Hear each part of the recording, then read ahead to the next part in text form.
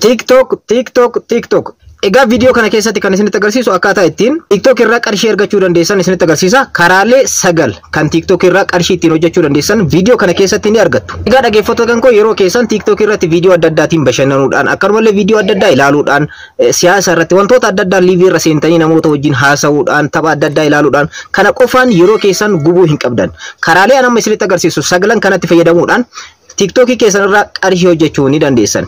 Keessattuu yeroo ammaa kana dhaggeeffattoota koo TikTokiin damee galii guddaa tahee jira. Dhaggeeffattoota koo bilbila keessanitti, kompiitara keessanitti, laaptooppii keessanitti fayyadamuudhaan karaalee anamma isinitti agarsiisu kana 9 fayyadamuudhaan dhaggeeffattoota koo TikTok irraa qarshii hojjechuu ni dandeessan. Yeroo keessan bakka hin taane waan hin taane irratti dabarsuu qofa osoo hin taane TikTok irraa qarshii hojjechuudhaan galii mataa keessanii argachuu ni dandeessan.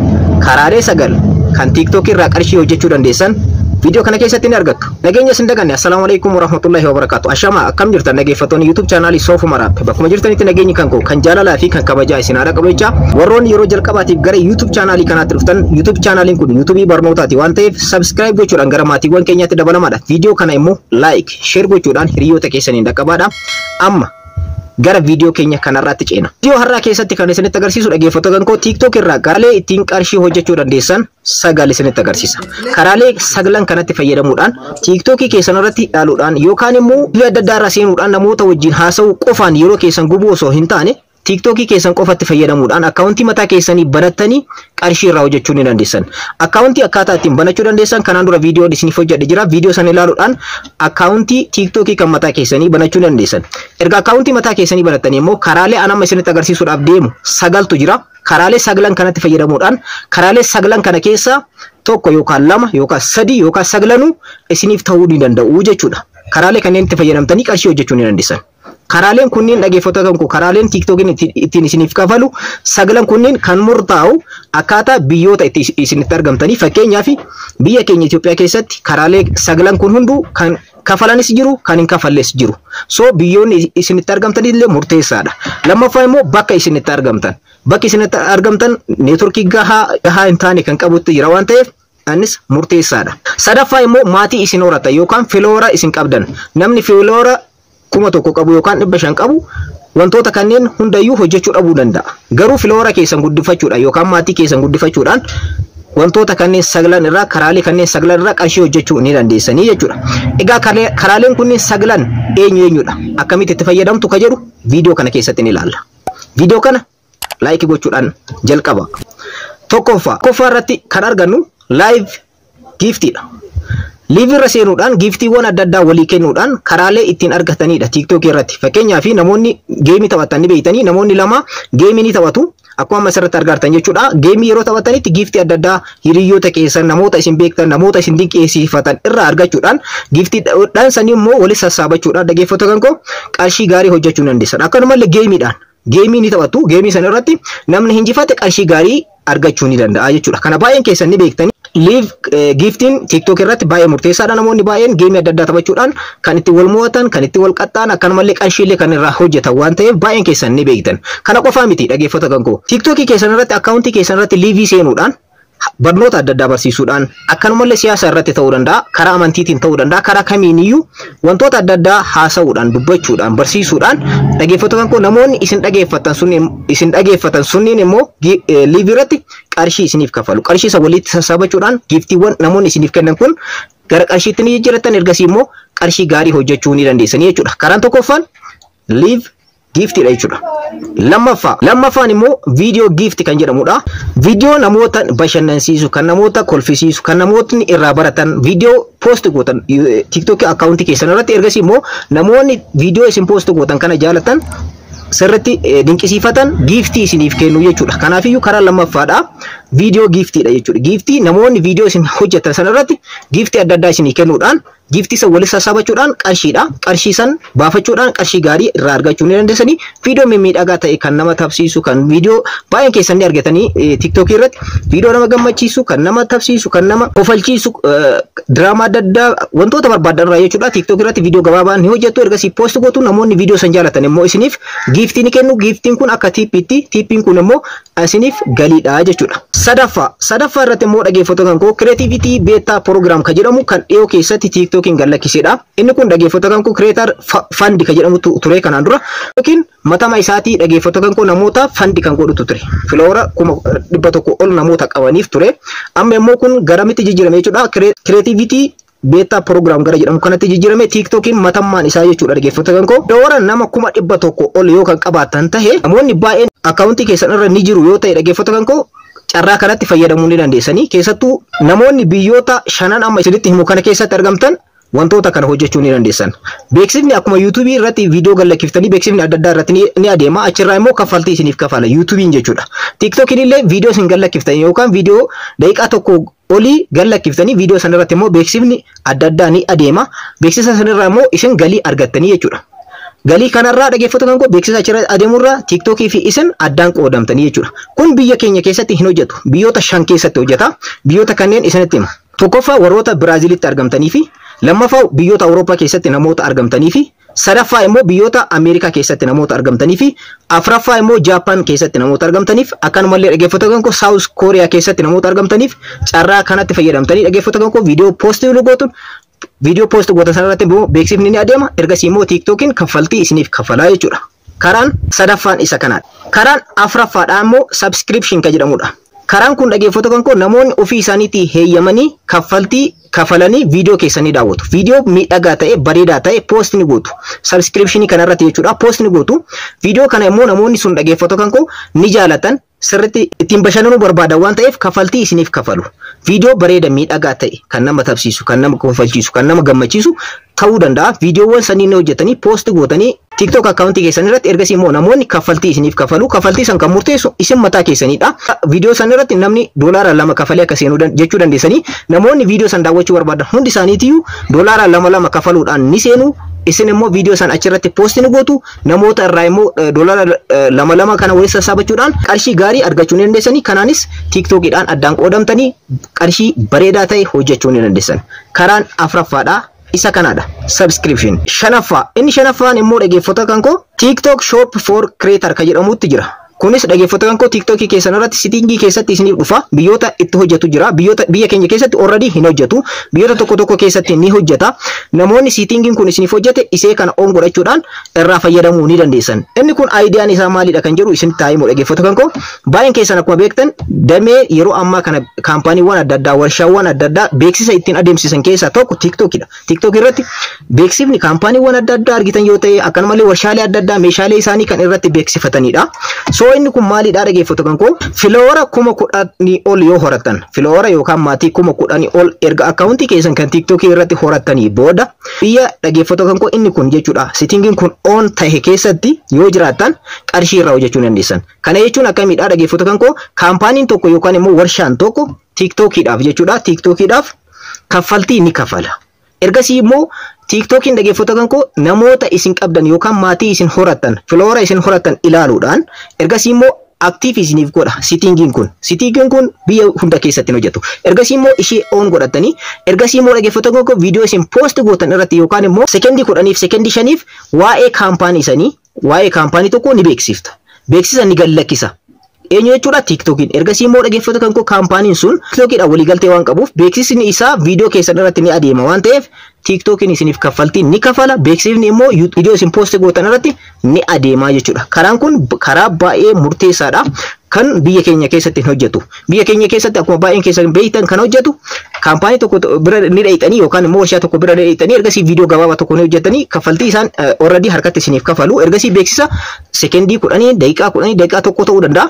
Ni beeksiftanii waa'ee kaampaanii sanii waa'ee warshaa sanii waan inni oomishu ergasii immoo harkatti isiniif kafalama. Inni kun immoo TikTokittu isiniif kafala. TikTokiin kaampaanii sanii yookaan warshaa sanii waliigaltee di'uuma.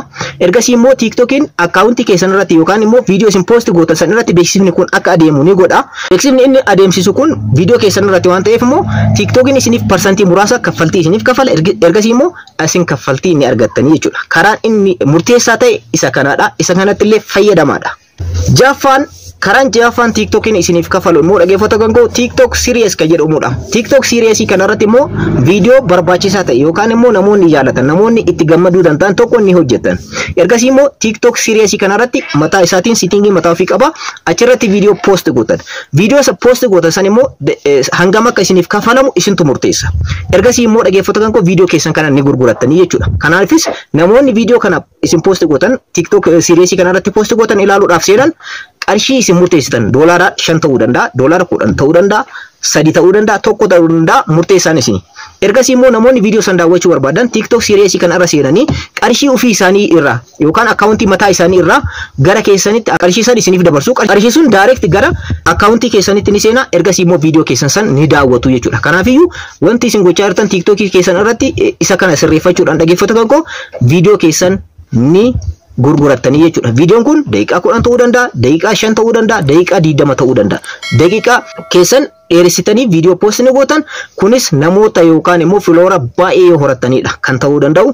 So warroonni biyya akkanaa keessatti argamtan, warra TikTok series kun itti hojjetu keessatti argamtan isa kanattis fayyadamuu ni dandeessan. Torbaffaa irratti immoo kan argamnu dhaggeeffattoota koo work with artist kan jedhudha. Artistoota wajjin hojjechuudhaan. Artistoota biyya keenya keessatti baay'inaan dhaggeeffattoota koo baay'een keessan ni beeytanii sirbi tokko yeroo bahuudhaaf qophaa'etti sirbi sun osoo gadi lakkifamin sekendii 30 yookaan sekendii 20f paartiin ta'e tokko irraa ni murama. Paartiin sun paartii nama gammachiisu nama hawwatu tokko gad lakkifama. Ergasii immoo irratti shubbiftan. Baay'een keessan ni beeytanii TikTokitti warroonni fayyadamtan sirbi dhiyoo kana asuma fagoon dhaqinaadha. Baala gizee jedhee yeroo dhiyoo kana bahe jechuudha. Baala gizeen yeroo bahetti baay'een keessan sekendii muraasa viidiyoo muraasa gad lakkifame. Ergasii immoo warri shubbistanii jirtan. Ergasii immoo kaffaltiin isin argattan tokko illee hin jiru. Asirratti immoo settingii kana yoo sirreeffattanii fi settingii kanatti yoo fayyadamtan settingiin kun already biyya keenya keessatti hojjetu. Akkaataa ittiin hojjetu immoo an amma isinitti agarsiisa. Garuu ni hojjeta. Akkaataa ittiin hojjetu isinitti agarsiisa. Warroonni biyyoota addunyaa baay'ee keessatti argaman. Viidiyoon artistoota beekamoodha, ciccimoodha, kaffaltii baay'ee kafalanii akka namoonni isaaniif beeksisan godhan baay'eetu jira. Kanatti fayyadamuu dandeessa. Fakkeenyaaf viidiyoo sekendii 30 yookaan 5 yookaan 20 ni gad lakkifama. Video san keessa yookaan sirba san keessa muramee jechuudha. Ergasii immoo isarratti ni shubbistu, ni taphattu, waa'ee muuziqaa sanii isin jechaanis ta'uu danda'a gochaan argisiiftanii. Ergasii immoo ittiin shubbisaatiin ni argisiiftuun. Ergasii waliigaltee ni uumtan artistii isa wajjin. Artistii saniif isin waliigaltee ni uumtanii. Fakkeenyaaf namni 100,000 yoo kan daawwatu ta'e wanta isin hojjettan shubbisa video san irratti isin hojjettan sirba san irratti hojjettanii ittiin shubbistan san namni 100,000 yoo kan daawwatu ta'e hangana isiniif kafala. Doolaara 100 isiniif kafala isin jechuu danda'a. Akkanumallee namni 200,000 yookaan miliyoona 1 miliyoona 2 isiniif yoo kan ilaalu ta'e hangana isiniif kafala isin jechuu danda'a. Artistiin sun beeksifataa jira jechuudha. Yoo isaa san irraa muree paartii muraasa muree isiniif gad lakkisaa. Ergasii immoo isin waliigaltee isa wajjin ni uumtanii doolaara hammanaa isiniif kafala. 100,000 200,000 miliyoona 1 miliyoona 2 yoo kan daawwatu ta'e hangana isiniif kafala isin jira. Asirratti keessattuu biyyoota addunyaa irratti artistoonni jiran karaa kanaan muuziqaa isaanii ni beeksifatu. Muuziqaa isaanii osoo gadi lakkifaman akka namoonni isaaniif beeksisu ni godhanii. Ergasii immoo isin filoora baay'ee qabda yoo ta'e muuziqoota namoota kanneen waliigaltee ni uumtanii. Ergasii immoo irra shubbisuudhaan waa'ee muuziqaa isaanii haasa'uudhaan ta'uu danda'a. Karaa adda addaatiin aktii dandeettanii wanta dandeettanii waliigaltee isaan wajjin ni uumtanii. Ergasii immoo doolaara sana argachuu ni dandeessan. Doolaara 100 800 1,000 2,000 3,000 ta'uu danda'a waliigalteen keessan. So karaa kanaanis fayyadamuudhaan artistoota wajjin waliigaltanii kaffaltii argachuu dandeessan. Biyya keenya keessatti akkaataa ittiin hojjetu isinitti himuu dhaggeeffattoota koo. Biyya keenya keessatti artistii tokko wajjin waliigaltee uumtanii ergasii immoo filoora baay'ee yoo qabaattanidha kun ta'u. Ergasii immoo artistii saniin erga waliigaltanii booda ni beeksiftanii fi sekendii muraasa viidiyoo isiniif kenna yookaan sagalee isiniif kenna. Ergasii immoo isarratti shubbisuudhaan ni beeksiftanii. Ergasii immoo kaffaltii isiniif kaffalaa jechuudha. Eenyu? Abbaan sirba sanii jechuudha. Biyya keenya keessatti harkarraa harkatti. Garuu kan biyyoota ormaa keessatti waliigaltee kan uumtan TikTok irratti viidiyoo san sirba sana beeksiftanii. Ergasii immoo kaffaltiinis kan isiniif adeemsifamu TikTok irratti. Garaagarummaan isa kanaadha jechuudha. Inni torbaffaan isa kanaadha. Saddeettaffaan immoo TikTok tippii kan jedhamudha. Fakkeenyaaf yeroo mana nyaataa tokko seentan, kaafee tokko seentan, nyaanni sun yoo kan isin gammachiisu ta'e, namni isin keessummeesse sun yoo kan isin gammachiisu ta'e, dhumarratti tippii birrii 5 ta'uu danda'a, birrii 2 ta'uu danda'a, 3 ta'uu danda'a, dhiiftanii fi baatan. Inni kunis TikTok irratti isa kanadha. Viidiyoon isin hojjettan namoota ni gammachiisa, ni bashannansiisa, ni tapsiisa, ni jaalata taanaan tippii isiniif kennan viidiyoo keessaniif. Kana jechuun viidiyoo keessan itti gammadanii jiranii, itti bashannanii jiranii, kanaafiyyuu viidiyoowwan isin hojjetan irratti tippii isiniif kennanii tippiin kun immoo walitti sassaabamee gara keessanitti galii ta'a jechuudha. Karaa eenyuutiin? Karaa TikTok keessaniitiin gara akkaawuntii keessanitti akkaataa itti withdraw gootan baay'een keessanii beektanii ergas immoo tippii namoonni isiniif kennan viidiyoo keessan namoonni daawwatan tippii isinii kennuudhaan karaa ittiin argatanidha jechuudha. Inni saglaffaan immoo creator marketplace kan jedhamudha. Egaa dhaggeeffattoota kan karaan kun karaa ittiin oomisha keessan ittiin beeksifattanidha jechuudha. Sitingiin kun biyyoota oon ta'e keessatti yookaan wantoonni kunniin yookaan immoo sitingiin kun biyyi itti hojjetu jechuudha. Biyya keenya keessatti already hojjetu wantoonni akkanaa kunniin biyya keenya keessatti kan hojjetamu oomisha keessan beeksifachuu kan dandeessan asirratti baatanii ni beeksifattanii. Biyyoota biraa keessatti immoo dhaggeeffattoota kan waa'ee maayikii tokko yookaan immoo waa'ee kaameraa tokko waa'ee tokko karaan ittiin beeksifatan karaa duratti isinitti agarsiisanidha. Karaan kun immoo keessan kan mataa keessanii karaa ittiin beeksifattanidha. Akkanumallee kan namootaas beeksisuu ni dandeessanii. Ergasii immoo karaa kanaan qarshii argachuu ni dandeessan. Karaa kanaan TikTok irraa kaffaltii mataa keessanii argachuu dandeessan. Waa'ee oomisha keessanii ta'uu danda'a kan namoota ta'uu danda'a asirratti ni agarsiiftanii akkaataa itti fayyadama isaa waan hundayyuu inni agarsiiftu. Ergasii immoo dhaggeeffattoota kan viidiyoo poost gootanii viidiyoo sana irratti wantoonni sunniin yoo kan gurguramu ta'e namoota wajjin illee chat gootanii waliin haasa'uu dandeessanii. Ergasii immoo asirratti dhaggeeffattoota kan kaffaltiin sun kan raawwatamu karaa TikTokitiin ergasii immoo dhaggeeffattoota kan TikTokiin parsantii muraasa irraa murata. Ergasii immoo kan hafe isiniif galii taasisaa jechuudha. Karaa kanaan dhaggeeffattoota kan oomisha keessan beeksifachuu dandeessan, gurgurachuu dandeessan, parsantii hamma ta'e tokko irra keettanii parsantii san fakkeenyaaf oomishni sun parsantii kan kaampaanii yoo kan ta'u ta'e parsantii $10 yoo kan gurguramu ta'e isin immoo parsantii muraasa irra kaa'attanii $12 yoo ta'e wanta tokko yookaan meeshaa tokko yoo gurgurtan $2 irraa argattanii jechuudha koomishiniin keessan. Ergasii immoo inni kun walitti sassaabamee meeshaan baay'een yeroo gurgurametti dhaggeeffattoota kan gara keessanitti galii ta'a. Haala kanaan dhaggeeffattoota kan galii argachuu ni dandeessan TikTok irraa.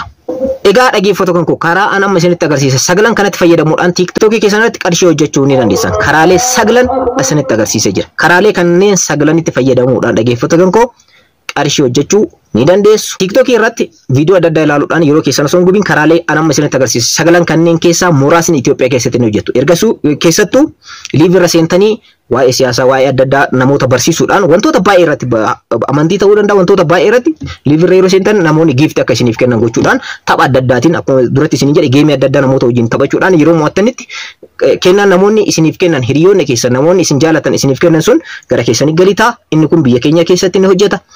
Akkanumallee dhaggeeffattoota kan baay'inaan garuu biyyoota biroo keessatti hojjetu haa ta'u garuu biyyoota muraasni biyya keenya keessatti ni hojjeta waan ta'eef biyyoota itti jirtan keessatti wantoonni kunniin hojjetu taanaan isaan kanneen sagalanitti fayyadamtanii hojjechuu ni dandeessan. Karaa baay'ee ittiin galii guddaa ittiin argattanidha dhaggeeffattoota kun. Karaa kanneen sagalan irraa fakkeenyaaf biyya isin keessa jirtan san keessatti sagalan kunniin ni jiraatu taanaan isin dhaggeeffattoota kun warra carraa qabudha. Qarshii guddaa irraa hojjechuu dandeessanii waan ta'eef.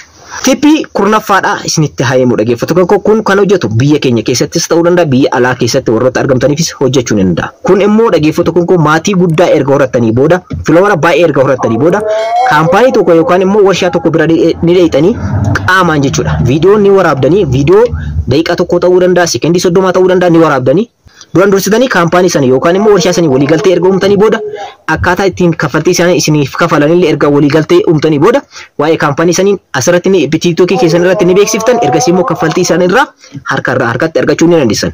Karaalee kanneenii fi tooftaalee kanneen itti fayyadamuudhaan dhaggeeffattoota kan TikTokii keessan irraa qarshii argachuu ni dandeessan. Yeroo keessan TikTokii irratti gubuu keessan osoo hin taane karaalee kanneen itti fayyadamtanii viidiyoo miidhagaa ta'e wantoota miidhagoo ta'e hojjechuudhaan qarshii irraa argachuu dandeessan. Steeppiidhaan isinitti agarsiisee jira. Itti fayyadamaadha. Baay'ee tokko salphaadha. Egaa yeroo itti aanu immoo dhaggeeffattoota kan YouTube irraa karaalee ittiin qarshii argachuu dandeessan. YouTube irraa namoonni qarshii hojjetu garuu karaalee ittiin hojjetan baay'een keessan hin beektan. Karaalee 6 kan YouTube irraa ittiin hojjechuu dandeessan viidiyoo kanatti aanee hojjedhu irratti ni argattu. Kanarraa asirratti umuree jira. Warroonni viidiyoo kana isin gammachiise isin jaalachiise like godha.